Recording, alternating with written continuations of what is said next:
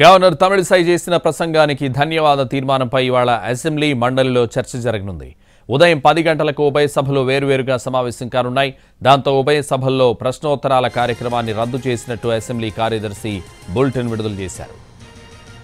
ఇవాళ అసెంబ్లీ సమావేశాలు వాడివేడిగా జరిగే అవకాశం ఉంది. తొలిసారిగా అధికార పక్షం హోదాలో కాంగ్రెస్, ప్రధాన ప్రతిపక్ష పాత్రలో బీఆర్ఎస్ తలపడేందుకు సన్నద్ధమయ్యాయి. గత ప్రభుత్వ వైఫల్యాలను ఎత్తిచూపేందుకు అధికార పార్టీ సభ్యులు ఎన్నికల్లో ఇచ్చిన హామీలు నెరవేర్చడంపై దృష్టి పెట్టాలని బీఆర్ఎస్ పరస్పరం విమర్శించుకునే అవకాశాలున్నాయి. గవర్నర్ ధన్యవాద తీర్మానంపై శాసనసభలో జరిగే చర్చకు సీఎం రేవంత్ రెడ్డి, మండలిలో జరిగే చర్చకు డిప్యూటీ సీఎం భట్టి విక్రమార్క సమాధానమిచ్చే అవకాశం ఉంది.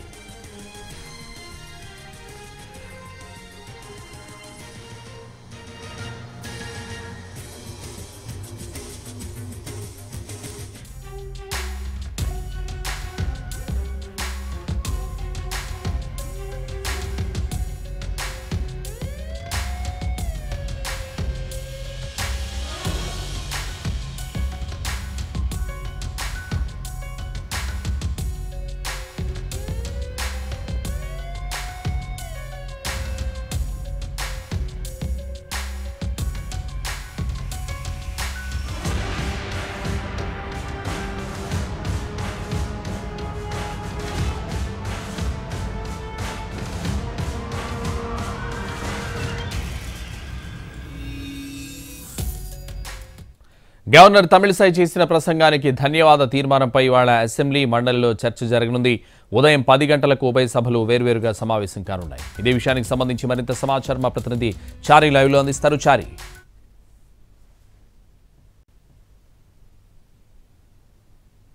సమావేశం ప్రారంభం కాబోతుంది. నిన్న అసెంబ్లీలో గవర్నర్ చేసినటువంటి ప్రసంగానికి ధన్యవాదం చేసేటువంటి తీర్మానం మీద ఇవాళ అసెంబ్లీలో చర్చ జరగబోతుంది. ప్రధానంగా ప్రభుత్వం ప్రస్తావించినటువంటి అంశాల్లో ఇప్పటి వరకు అంటే మొన్నటి వరకు ఉన్నటువంటి ప్రభుత్వం రాచరికాన్ని అలాగే నిరంకుశత్వాన్ని అవలంబించింది అనేటువంటి అంశాలని ప్రస్తావించారు గవర్నర్ ప్రసంగంలో. దీంతో విపక్షాలకు సంబంధించినటువంటి ప్రతిపక్షాలకు సంబంధించినటువంటి నాయకులు కొంత వీటి మీద అభ్యంతరాన్ని వ్యక్తం చేశారు. అయితే ఈరోజు కాంగ్రెస్ పార్టీ అధికారంలోకి వచ్చిన తర్వాత మొదటిసారి అసెంబ్లీ సమావేశం నిర్వహిస్తున్నటువంటి నేపథ్యంలో ఇన్నాళ్ళు 9 ఏళ్ళు అధికారంలో ఉన్నటువంటి బీఆర్ఎస్ పక్షం ఎలా రియాక్ట్ అవుతుంది, అలాగే అధికార పక్షం ఎలా కౌంటర్ చేయబోతుంది అనేటువంటి అంశాలన్నిటికీ కూడా కొంత ఆసక్తి నెలకొంది.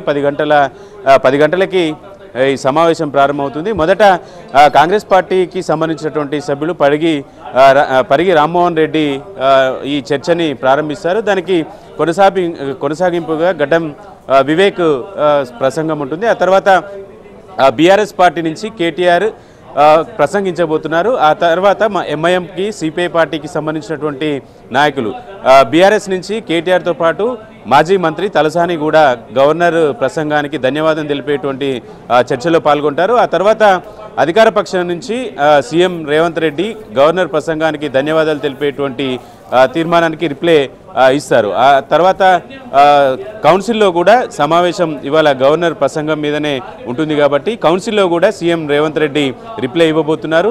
పూర్తి స్థాయిలో అసెంబ్లీ కాంగ్రెస్ పార్టీ అధికారంలోకి వచ్చిన తర్వాత పూర్తి స్థాయిలో సభ ఈరోజు కొనసాగబోతుంది. బిజినెస్ పూర్తిగా గవర్నర్ ప్రసంగానికి సంబంధించినటువంటి ధన్యవాద తీర్మానం మీదనే ఉంటుంది కాబట్టి అధికార పార్టీ చాలా రోజుల తర్వాత కాంగ్రెస్ పార్టీ అధికారంలోకి వచ్చిందంటే 9 ఏళ్ళు బీఆర్ఎస్ అధికారంలో ఉంది. ప్రస్తుతం అధికారంలోకి కాంగ్రెస్ పార్టీ వచ్చినటువంటి నేపథ్యం. నిన్న గవర్నర్ ప్రసంగంలో కూడా కొన్ని ప్రధానమైనటువంటి అంశాలని ప్రస్తావిస్తూ వచ్చారు. ప్రభుత్వం ఇచ్చినటువంటి హామీలకు సంబంధించి కేవలం 2 హామీలు మాత్రమే నెరవేర్చారు. మిగతా హామీలకు పరిష్కారం ఏంటి అనేటువంటి అంశాన్ని బీఆర్ఎస్ పార్టీకి సంబంధించినటువంటి సభ్యులు లేవనెత్తినటువంటి అంశాన్ని కూడా మనం చూసాం. వీటన్నిటినీ పరిగణలోకి తీసుకుంటే కాంగ్రెస్ పార్టీ ఎలా రియాక్ట్ అవుతుంది, అధికార పార్టీ, ప్రతిపక్షం ఎలాంటి అంశాలని కార్నర్ చేసింది అనేటువంటి చర్చ సర్వత్రా ఉత్కంఠగా మారుతుంది. చూద్దాం అసెంబ్లీ సమావేశం ఎంత సాఫీగా సాగబోతుంది, అధికార పక్షం ఎలా కౌంటర్ చేయబోతుంది, ప్రతిపక్షం ఎలా ప్రభుత్వాన్ని ఇరకాటం పెట్టేటువంటి ప్రయత్నం చేస్తున్న అనేటువంటి అయితే ఆసక్తి అయితే నెలకొంది. Thank you Chari.